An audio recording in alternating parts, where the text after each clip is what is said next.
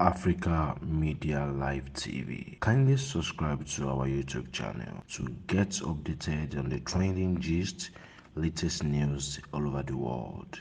Like our page, subscribe, and share with friends. Thank you.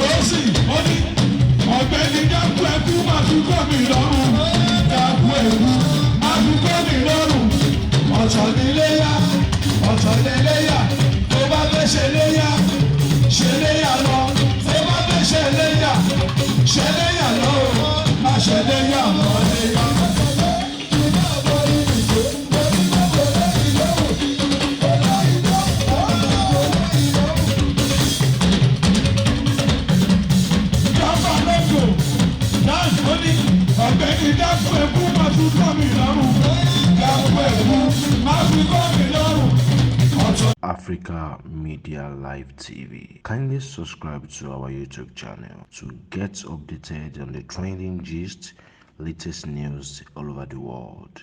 Like our page, subscribe, and share with friends. Thank you.